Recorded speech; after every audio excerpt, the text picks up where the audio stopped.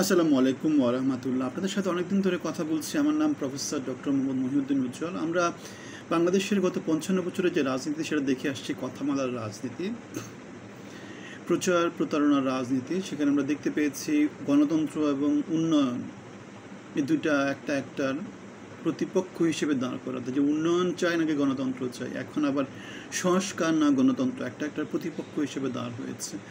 এখন এগুলোকে কথামালা রাজনীতি বলা যায়, এগুলোকে বলা যায় যে বিভ্রান্তরা। সত্যিকার রাজনীতি করতে হলে গণতন্ত্রও থাকতে হবে, জবাবদিহিতা থাকতে হবে, নেতৃত্ব গুণ থাকতে হবে, যোগ্যতা থাকতে হবে।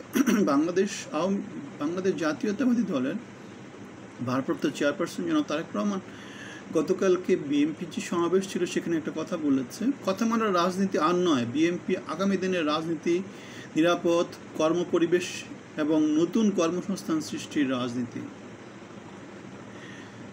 কথামালার রাজনীতি বিএনপি আর করতে চায় না। বিএনপি তাহলে আগামী দিনে যে রাজনীতি করতে চায় সেই রাজনীতিতে কর্মপরিবেশটা নিরাপদ করতে চায় এবং নতুন কর্মসংস্থানের সৃষ্টির রাজনীতি করতে চায়।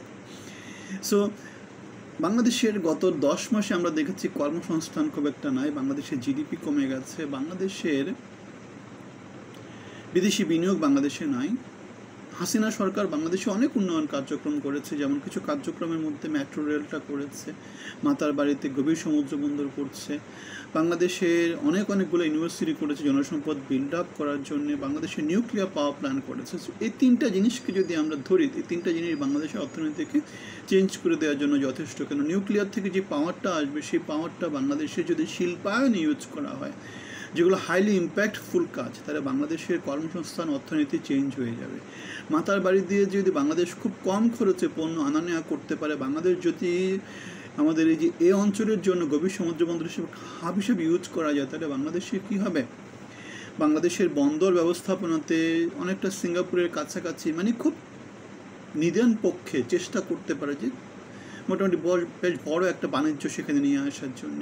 বাংলাদেশে মেট্রো রেল দিয়ে যেটা হচ্ছে, বাংলাদেশের যে ট্রাফিক জ্যাম ট্যাম যেগুলো আছে সেগুলোকে ম্যানেজ করার একটা চেষ্টা মেট্রো রেল দিয়ে বাংলাদেশ ভবিষ্যতে বাংলাদেশ পাবে। সুতরাং গত 17 বছরের যে উন্নয়ন কার্যক্রম হয়েছে সেগুলোকে আমরা খুব নেগেটিভ চোখে দেখি না। উন্নয়ন কার্যক্রম অনেকগুলোই ভালো কাজ হয়েছে।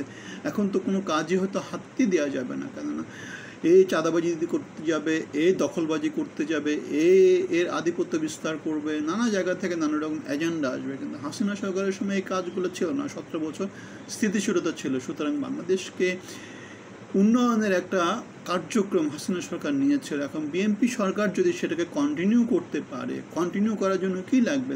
তাদের স্থিতিশীল রাজনীতি করতে হবে, তাদের গঠনমূলক রাজনীতি করতে হবে, তাদের যেখানে শক্তি প্রয়োগ করার সেখানে শক্তি প্রয়োগ করতে হবে, যেখানে শক্তি প্রয়োগ না করার সেখানে শক্তি প্রয়োগ করা যাবে না, যেখানে জনমতকে প্রাধান্য দিতে হবে সেখানে জনমতকে প্রাধান্য দিতেই হবে, ভোটের সংস্কৃতি চালু রাখতে হবে, জনগণকে সন্তুষ্ট রাখতে হবে। জনগণের কাজটা মেজরিটি লোকজন, অল্প কিছু লোকজন না, মপতান্ত্রিক সমাজ না। বাংলাদেশের মপতান্ত্রিক সমাজ সবসময় জিতে যায়। সুতরাং সে জিতে যাওয়াটা আর জিতানো যাবে না, মপকে কঠোর হাতে দমন করতে হবে। হাসিনা সেই কাজটা কি করেছিল? সময় হয়তো লোকজন সে কথাগুলো বলবে। সুতরাং জনমানুষ কী চায় সেটার উপর ভিত্তি করে রাজনীতিটা করতে হবে। সেটা আওয়ামী লীগ যদি না করে আওয়ামী লীগকে পালাতে হবে, বিএনপি যদি না করে বিএনপিকেও পালাতে হবে। সুতরাং আগামী দিনের রাজনৈতিক দলগুলোকে বুঝতে হবে। যদি বুঝতে না পারে তাহলে তাদের রাজনীতি করার আর কোনো সুযোগ থাকবে না। কেন জনসমাজ, তরুণ সমাজ, বাংলাদেশের ছাত্র সমাজ অনৈতিক কোনো কিছু আর মনে হয় সহ্য করবে না।